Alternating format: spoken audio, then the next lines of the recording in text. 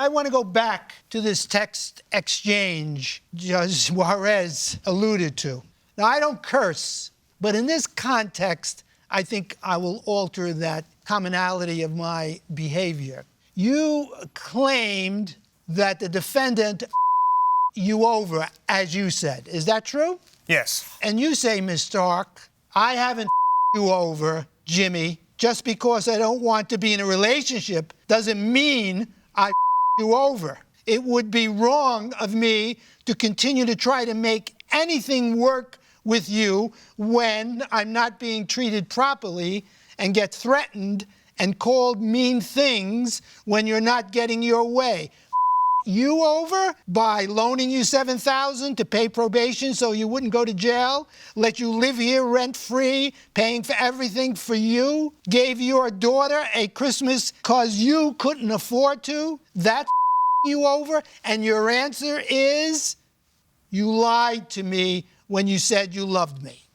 Well, isn't the reality of why you're bringing this lawsuit, you feel that the defendant mistreated you by not returning your love? The reason that I say that her me over is by her lying to me.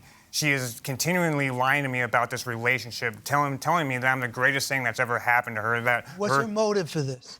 Her motive for this is to have a man there to help and do the job. She would happily take in and treat him as good as she possibly could. Ms. Stark, do you wish to respond? I would like to point you to the text messages on page 18. He told me the only reason I stayed to help was because you agreed to pay the fine.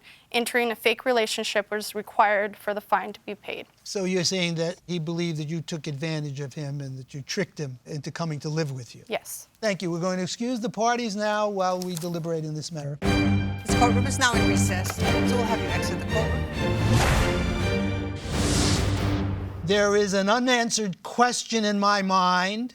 If he were telling the truth that he purchased this truck for him, why didn't he put his name in on the title at the time that he purchased it? This question, unanswered to me, lets me believe that the lawsuit is an afterthought, that her version of what happened is much more credible. So I'm leaning towards accepting the defendant's version of what happened. Well, the question that you are posing in terms of why he didn't fill out this title could also be questionable on the part of the defendant as well. What was also something that stood out for me, and the defendant pointed it out there at the end, was that he says, the only reason I stayed to help was because you agreed to pay the fine. Entering a fake relationship was required for the fine to be paid. And she talked about him using her.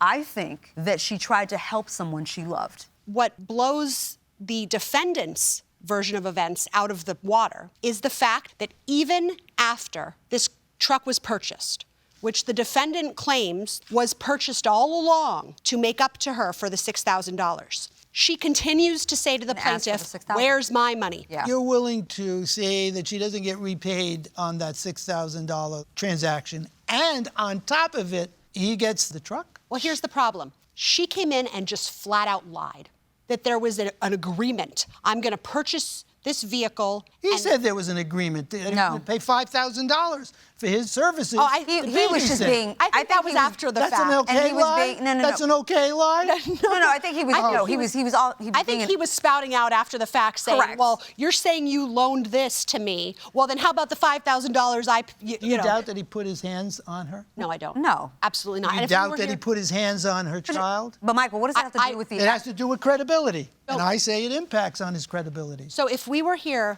without any way to validate either party's claims, I'd have a much harder time deciding this case. And the problem is we have proof that she was saying, you still owe me $6,000, after she claims the $6,000 had just been settled by the purchaser. All right, you're saying that she gave $6,400 as a gift out of love. Yes. That it was a transaction as part of their relationship. The fact that she's even asking for travel expenses now is baffling to me, because he helped her move from one state to another. Of course, that's an afterthought. It's an afterthought. I think the whole thing is an afterthought. Exactly, the whole thing is. So what's your verdict? How much does he get? He gets the truck back. He gets his truck back. I do not credit his claim for lost wages. That's dismissed. Is dismissed. She didn't pay for the truck.